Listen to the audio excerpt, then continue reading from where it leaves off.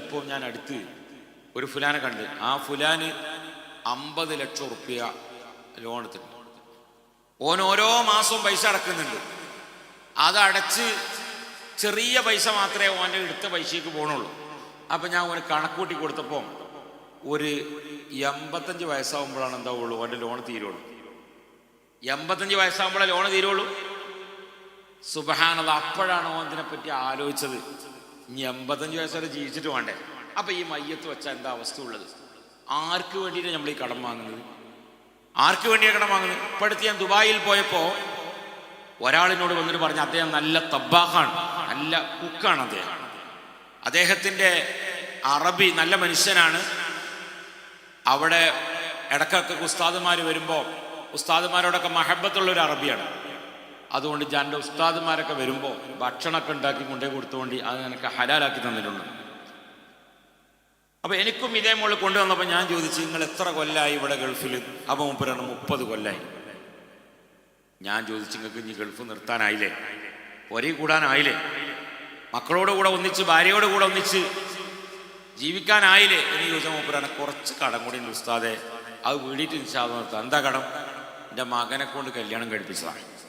മകനെ കൊണ്ട് കല്യാണം കഴിപ്പിക്കും, നിങ്ങൾക്ക് എന്ത് കടം വന്ന്? ഓന് ഞാൻ മഹർ വാങ്ങിക്കൊടുത്തു, 10 പവൻ മഹർ. മകനും 10 പവൻ മഹർ വാങ്ങിക്കൊടുത്ത്. ഈ കട ഞാൻ പറഞ്ഞു, പൈസ ഉണ്ടെങ്കിൽ കല്യാണം കഴിച്ചാൽ മതിയല്ലോ ഓനെ. നിങ്ങളോട് ആരാ 10 പവൻ മഹർ വാങ്ങിക്കൊടുക്കാൻ പറഞ്ഞു? അതാ ഞാൻ നേരത്തെ പറഞ്ഞത്. ഒമൻ ഇസ്തതാഅ മിൻകും, 15 വയസ്സ് പൂർത്തിയായാൽ ആൺകുട്ടികളോട് ചോദിക്കൽ സുന്നത്താണ്. എടാ അനക്കിന്ന് 15 വയസ്സ് പൂർത്തിയായിട്ടുണ്ട്, ഇനി വാപ്പാന തമ്മിലുള്ള എല്ലാ ഇടപാടും എൻ്റെ തീർന്നിട്ടുണ്ട്, ഞങ്ങൾക്ക് പഠിക്കണമെങ്കിൽ ഇൻഷാല്ലാഹ് പഠിച്ചോ, ഞാൻ സഹകരിച്ചു തരാം.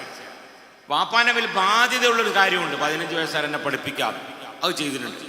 ഇനി ഇവിടുന്ന് അങ്ങോട്ട് എനിക്ക് കല്യാണം കഴിപ്പിച്ച് തരിക എന്നുള്ള ബാധ്യത എനിക്കുള്ളത്. അതിനടുത്ത് ഇത് മഹറിന് കഴിവുണ്ടോ? ഇല്ല വാപ്പ. ഇപ്പം മൊബൈലിൽ തന്നെ ഇപ്പോൾ വൈഫൈ നമ്മളടുത്തുള്ള മേമാക്കാക്ക് പാസ്വേഡൊന്നും അറിയില്ല. അപ്പം ഞാൻ മതിലിൻ്റെ അടുത്ത് പോയി കുത്തിറക്കണത് ഡൗൺലോഡ് ചെയ്യാൻ പോവുകയാണ്. അല്ലാതെ മതിലിനോടുള്ള മഹബത്ത് കൊണ്ടല്ല, കാരണം മൂപ്പർക്ക് ഇത് അടച്ചിടാൻ അറിയില്ല. അപ്പോൾ ഓൻ അവിടെ കുത്തിട്ട് മതിലിൻ്റെ അവിടെ വരെ ഉണ്ടാവുള്ളൂ അല്ലേ? അതിങ്ങനെ റെഡിയാക്കി വന്ന് പിന്നെ റൂമിൽ നിന്ന് ഡൗൺലോഡ് ചെയ്താൽ പിന്നെ കാണാലോ. ഇതിന് പോവുകയാണ്. അപ്പം അതന്നെ ഇപ്പം മൂപ്പര് പാസ്വേഡൊന്നും ഇല്ലാത്തത് കൊണ്ടാണ് ഇപ്പം ഞാൻ അഡ്ജസ്റ്റ്മെൻറ്റ് ചെയ്ത് പോണത്. എന്നാൽ പിന്നെ ഓനോട് പറയാം ഫല്ലസും, എന്നാ ഞാൻ നോമ്പോറ്റോ വന്നു കഴിഞ്ഞ വിഷയം നിർത്തി. പിന്നെ അതിനു വേണ്ടി കടം വാങ്ങി നമ്മൾ മരിക്കുമ്പോൾ സമാധാനമില്ലാതെ മരിക്കുന്ന ഒരു അവസ്ഥയിലേക്ക് നമ്മൾ എത്താൻ പാടില്ല. ഇന്ന് എല്ലാവരും അങ്ങനെ തന്നെ. കാര്യം പറയാൻ പറ്റൂല ആരോടും. ഏത് മഹല്ലുകളാണെങ്കിലും മഹല്ലത്തിലുള്ള അവിടെയുള്ള കമ്മിറ്റിക്കാർക്ക് ഒരുപാട് ബാധ്യതകളുണ്ട്. ഇന്ന് എല്ലാ നാടുകളിലും കമ്മിറ്റി ആവാൻ തിരക്കാണ്, അതിന് തല്ലാണ്. പക്ഷേ അള്ളാഹുവിൻ്റെ മുമ്പിൽ മസ്ഊലാണ്. ആ മസ്ഊലിനെ കുറിച്ച് അവരറിഞ്ഞാൽ മഹാന്മാരാകുന്ന ആളുകളൊന്നും ഉത്തരവാദിത്തങ്ങൾ ഏറ്റെടുക്കാൻ മടിയാണ്. കാരണം പടച്ചോനെ, എൻ്റെ ഉത്തരവാദിത്തം ഞാൻ കറക്റ്റ് ഏറ്റെടുത്തില്ലെങ്കിൽ അത് അള്ളാഹുവിൻ്റെ മുമ്പിൽ ചോദ്യം ചെയ്യപ്പെടും. അതുകൊണ്ട് എനിക്കത് വേണ്ട, എന്നെ കൊണ്ട് കഴിയണമാതിരി ഞാൻ ഖിദ്മ ചെയ്തോളാം. എത്ര ആളുകൾ അങ്ങനെ മദീനയിൽ കിടക്കുമ്പം സുബ്ഹാനല്ലാഹ് ആദരവ് കൊണ്ട് ചെരുപ്പ് ധരിക്കാത്ത മഹാന്മാർ എത്രയുണ്ട്. മദീനയിലേക്ക് കടക്കുമ്പോൾ ചെരുപ്പ് ധരിക്കൂല, കാരണം മുത്തനബി സല്ലല്ലാഹു അലൈഹി വസല്ലമ തങ്ങൾ അവിടെ ഉണ്ട്. അതുകൊണ്ട് ചെരുപ്പന്നെ ഇടൂല. എന്ന് പിന്നെ ചെരുപ്പ് പിടിച്ച് ഹറമിൻ്റെ ഉള്ളിലേക്കാണ് പോവുക, കീസിലിട്ടിട്ട്. നേരെ മുമ്പിൽ ചെരുപ്പ് കീസിലാക്കിയിട്ട് വെക്കാം. ഞാൻ അങ്ങനെ ആലോചിച്ച സുബ്ഹാനല്ലാഹ്, ചെരുപ്പൊക്കെ പോവാണ്, കീസിനും വരില്ല. സംസുഖ അങ്ങനെ ഇന്ന് ചെരുപ്പ് മുമ്പിൽ ചില നിസ്കരിക്കുന്ന മക്കത്തും മദീനത്തൊക്കെ ഒക്കെ ഓർക്ക് ചെരുപ്പ് പോകുമെന്നുള്ള പേടിയാണ്. അതുകൊണ്ട് നജസുള്ള ആയാലും പാടില്ല, നജസില്ലാത്ത ആയാലും പാടില്ല, എന്തെങ്കിലും പാടില്ല, ഒക്കെ കീസിലാക്കിയിട്ട് ഹറമിൻ്റെ ഉള്ളിലാണ് കൊണ്ടേ വെക്കുകയാണ്. അതിന് വെക്കാൻ പ്രത്യേകമായ സ്ഥലമുണ്ട്, ആ സ്ഥലത്ത് വെക്കണില്ല. നല്ല കാര്യങ്ങളും നല്ല പ്രവർത്തനങ്ങളും ചെയ്യാൻ ഇന്ന് ആളുകളില്ല. അൽഹംദുലില്ലാഹ്, നമ്മുടെ ഈ പള്ളി വളരെ സന്തോഷം തോന്നി എനിക്ക്. നാട്ടുകാരാകുന്ന ആളുകൾ അൽഹംദുലില്ലാഹ് വളരെ സന്തോഷത്തോടു കൂടെ ഉണ്ടാക്കിയ പള്ളിയാണ്. അറബിൻ്റെ പൈസ ഇല്ല, തീരല്ല. അൽഹംദുലില്ലാഹ്, അള്ളാഹു ഇതിനു വേണ്ടി സഹകരിച്ച മുഴുവൻ ആളുകൾക്കും അള്ളാഹു അർഹമായ പ്രതിഫലം അള്ളാഹു നൽകുമാറാകട്ടെ. ഒരാൾ സുജൂദ് ചെയ്യുമ്പോൾ ദിക്ർ ചൊല്ലുമ്പോൾ 1000 ദിക്ർ ചൊല്ലുകയാണല്ലോ, ആ ദിക്ർ ചൊല്ലുമ്പം അതിൻ്റെ 1% അൽഹംദുലില്ലാഹ് അള്ളാഹു തആല നമ്മുടെ ഖബറിലേക്ക് എത്തുന്ന രൂപത്തിൽ ഇതുമായി എന്തെല്ലാം രൂപത്തിൽ ശുഗലായോ അള്ളാഹു എല്ലാവർക്കും അള്ളാഹു നൽകുമാറാകട്ടെ. അതോടുകൂടെ അൽഹംദുലില്ലാഹ് ദർസുകൾ ഇവിടെ നടന്നു പോരുന്നുണ്ട്. അതോടുകൂടെ ദർസ് നടന്നു പോരുന്നുണ്ട്. ആ ദർസിന് വേണ്ടി ഖിദ്മ ചെയ്യുന്നവർ എപ്പോഴും അൽഹംദുലില്ലാഹ് ദർസ് ഉഷാറായിട്ട് നടക്കണം. 600 വീടുണ്ട്. 600 വീടുണ്ടെങ്കിൽ അൽഹംദുലില്ലാഹ് 100 മുതഅല്ലിമീങ്ങൾ ഇവിടെ വേണം. അപ്പോഴാണ് നല്ല ഉഷാറുണ്ടാകുക. എപ്പോഴും ഇവിടെ നിസ്കാരം നല്ല ഉഷാറായി നടക്കണം. നല്ല മട്ടമില്ലേ? വലിയ തൗഫീഖുള്ള ആളുകളാണ് നിങ്ങൾ. പ്രത്യേകിച്ച് ചാവക്കാട്ടുകാരാ നിങ്ങളൊക്കെ അൽഹംദുലില്ലാഹ് ദർസും അതിന് ഒരു മടിയില്ലാത്ത ആളുകൾ തന്നെ. ഞാൻ ഇടക്കിടക്ക് ഈ ഭാഗങ്ങളിലൊക്കെ അൽഹംദുലില്ലാഹ് വരാറുണ്ട്. ദർസ് നടന്നുകൊണ്ടിരിക്കണം. അതിന് നമ്മൾ ഖിദ്മ ചെയ്യണം. അതിനൊരിക്കലും നമ്മൾ തൗഫീഖില്ലാത്തവരാകാൻ പാടില്ല. ഞാനിപ്പോൾ അടുത്ത് ഒരു പള്ളി 3ാമത്തെ തല ഉദ്ഘാടനത്തിന് വേണ്ടി പോയപ്പോൾ 1500 വീടുണ്ട് അവിടെ. അപ്പോൾ അവരോട് ചോദിച്ച് ഇവിടെ ദർസുൽ വെച്ച് വലിയ ഉസ്താദ് ചെലവ് കൊടുക്കാൻ ആളില്ല. അപ്പോൾ എത്ര വീടാണ്? 1500 വീടുണ്ട്. 1500 വീടുണ്ടായിട്ടും ഭക്ഷണം കൊടുക്കാൻ ഇല്ല. ഇന്നൊരു വീട്ടിലേക്ക് ഒരു മുതഅല്ലിം അൽഹംദുലില്ലാഹ് കയറി വരുമ്പം അതൊരു സന്തോഷമാണ്. അതൊരു സന്തോഷമാണ്. പലപ്പോഴും പല സ്ഥലങ്ങളിലുമൊക്കെ കംപ്ലൈൻറ്റ് വരും. എല്ലാ വ്യാഴാഴ്ചയും ദ്വാരക്കണം. മുതഅല്ലിമീങ്ങൾ ഭക്ഷണം കഴിച്ചിട്ട് എല്ലാ വ്യാഴാഴ്ചയും ദ്വാരക്കണം. ദ്വാരുന്നില്ലെങ്കിൽ ഉസ്താദിനോട് പറയും ആ മൂല്യത്തിന് എനിക്ക് മാറ്റി തരണം. കാരണം എന്താണ്? അത് മുതഅല്ലിം ദ്വാരക്കണില്ല അല്ല, അത് ദ്വാരക്കണം എപ്പോഴും. അതൊരു സന്തോഷമാണ്. അൽഹംദുലില്ലാഹ് ഞാൻ ഭക്ഷണത്തിന് പോയ വീടുണ്ട് കാട്ടിൽ. അബൂബക്കർ ഹാജി, ഞാൻ ആദ്യം ഓതിയ സ്ഥലം ആൽപ്പറ്റക്കുളമ്പിലുള്ള കാട്ടിൽ അബൂബക്കർ ഹാജി. അദ്ദേഹം മരിച്ചുപോയി. അള്ളാഹു അദ്ദേഹത്തിന് മഗ്ഫിറത്ത് നൽകട്ടെ. ഇപ്പൊ നിങ്ങൾ ആമീൻ പറഞ്ഞത് ആർക്കാ? ഈ മഹല്ലത്തിലുള്ള ആളല്ല. എവിടെയുള്ള ആളാണ്? മലപ്പുറത്ത് കോടൂര് ആൽപ്പറ്റക്കുളമ്പ് എന്ന് പറഞ്ഞ സ്ഥലമുണ്ട്. ആൽപ്പറ്റക്കുളമ്പ് സ്ഥലമുള്ള അവിടുത്തെ അബൂബക്കർ ഹാജിക്ക് വേണ്ടിയിട്ടാണ് വരുന്നത്. എന്തുകൊണ്ടാണ്? കാരണം ഒരു മുതഅല്ലിമിന് ഭക്ഷണം കൊടുത്തതാണ്. അപ്പൊ ഞാൻ എല്ലാ വ്യാഴാഴ്ച മൂപ്പർക്ക് ദ്വാരക്കണം. അൽഹംദുലില്ലാഹ് അത് ഭയങ്കര സന്തോഷമായിരുന്നു. ഞാൻ വരുന്നത് വരെ മൂപ്പർ കാത്തിരിക്കും. അത് മഹബത്താണ്. അതുകൊണ്ട് പ്രിയപ്പെട്ട മുഅ്മിനീങ്ങളെ, അൽഹംദുലില്ലാഹ് നിങ്ങൾ ഓരോരുത്തരും കടമില്ലാതെ ജീവിക്കാൻ വേണ്ടി പഠിക്കണം എന്നാണ് എനിക്ക് ആദ്യമായി പറയാനുള്ളത്. മാമൂലികൾക്ക് പിന്നാലെ ഓടാതിരിക്കുക. മാമൂലികൾക്ക് പിന്നാലെ നമ്മളെ കയ്യിലുള്ള കാശ് കൊണ്ട് ജീവിക്കാൻ പഠിക്കുക. 10 ഉണ്ടെങ്കിൽ 100 ചെലവാക്കിക്കൊണ്ട് കടക്കാരായി മരിക്കരുത്. ഏത് സമയത്താണ് നമ്മളെ മരണം പിടികൂടെന്ന് പറയാൻ പറ്റൂല. ഇപ്പൊ നമുക്കറിയില്ലേ, വയനാടിൽ രാത്രി കടന്നുറങ്ങിയതാണ്. രാവിലെ ആകുമ്പോൾ എന്തൊക്കെ സംഭവിച്ചു. അല്ലാഹു തആല മരണപ്പെട്ടു പോയവരെ ശുഹദാക്കന്മാരുടെ പട്ടികയിൽ അല്ലാഹു ഉൾപ്പെടുത്തട്ടെ. എല്ലായിടത്തും റഹ്മത്തുണ്ട്. നിങ്ങൾ നോക്കൂ, ഒരു ആന ഇന്ന് ഏറ്റവും കൂടുതൽ ഇന്ന് മീഡിയകളിൽ കറങ്ങിക്കൊണ്ടിരിക്കുന്ന ഒന്ന് എന്താണ്? ഒരു സഹോദരിക്കും ആ സഹോദരിയുടെ കുട്ടിക്കും തുണയായത് ആരാണ്? ഒരാനയാണ്. ആനയോട് പച്ച മലയാളത്തിൽ ചെന്ന് പറയാൻ, ഞാൻ അവിടുന്ന് ഇടങ്ങേറായി വരികയാണ്, നീ എന്നെ ശല്യപ്പെടുത്തരുത്, എന്നെ രക്ഷപ്പെടുത്തണമെന്ന് പറഞ്ഞപ്പം ആ അമ്മ പറയുന്നത്, ആ ആനയുടെ കണ്ണിലുള്ള കണ്ണുനീരൊലിപ്പിച്ചുകൊണ്ട് നേരം വെളുക്കുന്നത് വരെ അവർക്ക് തുണയായി നിന്നു. എത്ര കൽബുള്ള ആളുകളാണ്! എത്ര കൽബുള്ള ആളുകളാണ്! നമ്മളെ മലയാളികളാകുന്ന ആളുകളുടെ കൽബ് എങ്ങനെയുള്ളത്? അതുകൊണ്ട് ഈ മഹല്ലത്തിൽ നമ്മുടെ എല്ലാ വീടുകളിലും നല്ല റാഹത്തോടെ നിൽക്കണം. കുടുംബത്തിനോട്, അയൽവാസികളോട്. അൽഹംദുലില്ലാഹ് ഇതൊക്കെ ഐശ്വര്യമുണ്ടാകാനുള്ള കാരണമാണ്. ദാരിദ്ര്യമുണ്ടാവാൻ മനസ്സമാധാനം ഇല്ലാതിരിക്കാൻ മുത്തനബി സല്ലല്ലാഹു അലൈഹി വസല്ലം തങ്ങൾ 18 കാരണങ്ങൾ പഠിപ്പിച്ചിട്ടുണ്ട്. അതിൽപ്പെട്ട ഒന്ന്, മാതാപിതാക്കൾക്ക് വേണ്ടി ദുആ ചെയ്യാത്ത ആളുകളാണെങ്കിൽ അവർക്ക് ദാരിദ്ര്യമുണ്ടാവും. ഹബീബുനാ സല്ലല്ലാഹു അലൈഹി വസല്ലം മരണപ്പെട്ടു പോയ വാപ്പക്കും ഉമ്മക്കും വേണ്ടി ദുആ ചെയ്യണം. മരിക്കാത്ത വാപ്പയും ഉമ്മയുമാണെങ്കിൽ അവരുടെ ആഫിയത്തിന് വേണ്ടി ദുആ ചെയ്യണം. ഒന്ന്, വാപ്പക്കും ഉമ്മക്കും വേണ്ടി ദുആക്കണം.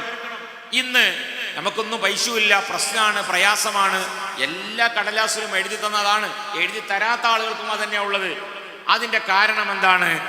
നമ്മുടെ വാപ്പയെയും ഉമ്മയെയും നമ്മൾ വാപ്പയും ഉമ്മയായിട്ട് കാണാമെന്ന. നേരത്തെ ഞങ്ങൾ ഭക്ഷണം കഴിച്ചപ്പോൾ പ്രിയപ്പെട്ട ഒരു കൂട്ടുകാരൻ പറഞ്ഞു, മക്കളോട് അവിടെ വന്നിട്ട് ചോദിക്കുകയാണ്, വാപ്പ അവിടെ ഉണ്ടോന്ന് ചോദിച്ചാൽ ഓൻ മൊബൈലിലാണ്. വാപ്പ ഇല്ല.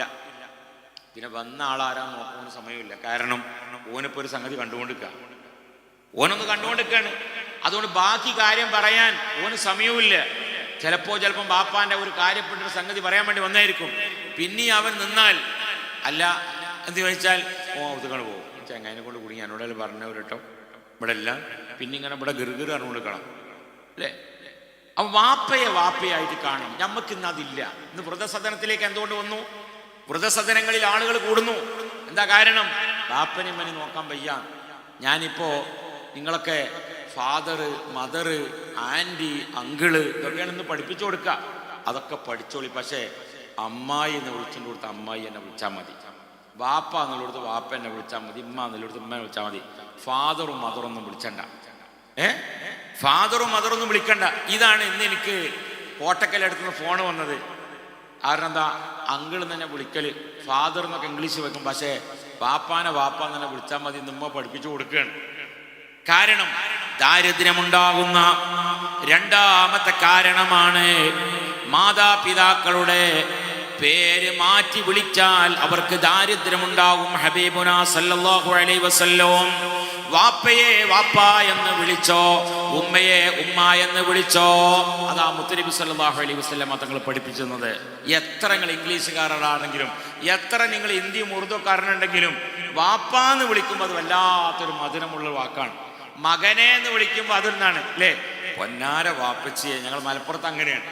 പൊന്നാര വാപ്പച്ചി ഞങ്ങൾ ഒരു 1000 റുപ്യ തരി ടൂർ പോകാൻ. രണ്ടിട്ടും കേട്ടില്ലേ? ഒന്നുകൂടി വിനയത്തോട് ചോദിക്കുകയാണത്. അങ്ങനെ ചോദിക്കുമ്പോൾ എന്ത് ചെയ്യും? വാപ്പാക്ക് ഒരു അലിവ് തോന്നും. മകൻ പറഞ്ഞു കേൾക്കണില്ലെങ്കിൽ മകനോട് പറയും, വാപ്പാന്റെ കുട്ടി പോയിട്ട് ആ പേടി പോയിന്ന് കൊണ്ടുവരും. അപ്പൊ ഒരു ദയാണ് ആണ്ടാ, അപ്പൊ പോയി റെഡിയാണ്. വാപ്പ എന്ന് വിളിക്കണം. എല്ലാവരും അങ്ങനത്തെ വിളിക്കണം. ഉമ്മ തന്നെ വിളിച്ച പേര് മാറ്റി വിളിച്ചാൽ അവർക്ക് ദാരിദ്ര്യമുണ്ടാവും. ഹബീബുനാ സല്ലല്ലാഹു അലൈഹി വസല്ലം വാപ്പയുടെയും ഉമ്മയുടെയും മുമ്പിൽ നടക്കുന്ന ആളുകൾക്കും ദാരിദ്ര്യമുണ്ടാകും. ഹബീബുനാ സല്ലല്ലാഹു അലൈഹി വസല്ലം ബാപ്പന്റെ ഉമ്മന്റെ മുമ്പിൽ നടക്കാൻ പാടില്ല. ബാപ്പ ചിലപ്പോൾ കൃഷിപ്പണിക്കാരനാകും, ഇല്ലെങ്കിൽ മീൻ കച്ചവടക്കാരനാവാം, അല്ലെങ്കിൽ മത്സ്യത്തൊഴിലാളിയാവാം. എന്നാലും സുബ്ഹാനല്ലാഹ് മകൻ ചിലപ്പോൾ ഡോക്ടറാവാം, എഞ്ചിനീയർ ആവാം. ഡോക്ടറാണെങ്കിലും എഞ്ചിനീയർ ആണെങ്കിലും ബാപ്പ മുമ്പിൽ മക്കള് കേൾക്കണം. അതാണ് അതിൻ്റെ അതം. ഇതില്ലാതിരിക്കുമ്പം ചിലവരൊക്കെ മക്കൾക്ക് ചിലപ്പോൾ പൈസ കൂടുമ്പോഴും ഓല് കുറച്ച് ഇതൊക്കെ ആകുമ്പോൾ ബാപ്പ അങ്ങോട്ട് ബഹുമാനിച്ചതാണ് മക്കളെ. ആ ബഹുമാനം വലിയ അപകടമാണ്. അങ്ങനൊന്നും ബഹുമാനിക്കേണ്ട പോലെ ഓലെ ബഹുമാനിക്കണ്ട എന്ന് പറഞ്ഞാൽ മകൻ എന്നിലേക്ക് ബഹുമാനം കൊടുക്കും. പക്ഷെ ഓൻ്റെ വിദ്യാഭ്യാസത്തിൻ്റെ മേലും ഒക്കെ ബഹുമാനം വല്ലാതെ കൊടുക്കുമ്പോൾ പിന്നെ ഓൻ എന്ത് ചെയ്യാണ്? നിങ്ങളോടല്ലേ ഞാൻ പറഞ്ഞ് ഒരു വട്ടം, പിന്നെ 2-3 വട്ടം ഇങ്ങനെ ചോദിക്കണം. ഈ ഒരു സംഗതി പറയലോടുകൂടെ ഓന് ദാരിദ്ര്യമായി. നമ്മളെവിടെ 2 രൂപത്തിലെ ദാരിദ്ര്യം ഉണ്ടാവുക. ദാരിദ്ര്യം ഒന്ന് ദുനിയാവിലെ ദാരിദ്ര്യം ഉണ്ടാവും, ചിലത് ആഖിറത്തിലെ ദാരിദ്ര്യം ഉണ്ടാവും. അപ്പോൾ ഇതൊക്കെ മനസ്സിലായി. ഞാൻ അതിലേക്കൊന്നും കടക്കുന്നില്ല. 2 കാര്യം പറഞ്ഞു, 3 കാര്യം പറഞ്ഞു. 4ാമത്തെ കാര്യം പറയാണ്, ചിലന്തി വലകൾ തട്ടാത്ത വീടുകൾ. ചിലന്തി വലകൾ തട്ടാത്ത വീടുകളിൽ ദാരിദ്ര്യം ഉണ്ടാവും. ചില ആളുകളെ വീട്ടിൽ ചെന്നാൽ സുബ്ഹാനല്ലാഹ് ഇപ്പം നിങ്ങളെ പള്ളിയൊക്കെ നല്ല ഉഷാറാണ്. ഇത് എത്രയായി ഉദ്ഘാടനം ചെയ്തിട്ട്? 3 കൊല്ലത്തോളെ. അപ്പോൾ റെഡി തന്നെയാണ്. മറ്റത് ഈ ജിപ്സം ചെയ്തതിൻ്റെ ഉള്ളിലൊക്കെ മാറാനുണ്ടാവും. ഇവിടെ നിങ്ങൾ നോക്കിയാൽ കാണാം. അതൊന്നുമില്ല, റെഡിയാ. അത് കമ്മിറ്റിക്കാർ നോക്കണം, മറ്റൊരു കേൾക്കണം, അവിടെയൊക്കെ നോക്കണം. ഹൗദ് വൃത്തിയാക്കണം, പരിസരം വൃത്തിയാക്കണം. ചെടിയൊക്കെ വെച്ച് നല്ല ഉഷാറുണ്ട്. ഇപ്പോൾ അങ്ങനെ തന്നെ വേണ്ടി നല്ല ഉഷാർ അൽഹംദുലില്ലാഹ് വേണം. അതിന് നിങ്ങൾ ഇവിടെ നിന്നൊക്കെ ഒന്ന് കൊണ്ടുപോയി ഉസ്ബെക്കിസ്ഥാനിലൊക്കെ ഒന്ന് കൊണ്ടുപോയാൽ റെഡി ആവും. അത് നിങ്ങൾ കണ്ടാലോ അൽഹംദുലില്ലാഹ് ഒരുപാട്. നിങ്ങൾ ഇവിടെ ഇങ്ങനെ ഈ ചാവക്കാട് കടന്ന് ഇവിടുന്ന് അങ്ങോട്ടും ഇങ്ങോട്ടും തിരിഞ്ഞ് കഴിഞ്ഞാൽ പറ്റില്ല. നിങ്ങളൊന്നും ഇടക്കാന്ന് പോരി. ഇപ്പം ഞാൻ ഈജിപ്തിൽ നിന്ന് വരികയാണ്. ബഹുമാനപ്പെട്ട ഷാഫി ഇമാമ് നമ്മുടെ ഇമാമാണല്ലോ. ഇങ്ങനെ പോലത്തെ നിസ്കരിക്കണം, ഇങ്ങനെ നിസ്കരിച്ചാൽ നിസ്കാരം ബാത്തിലാവും.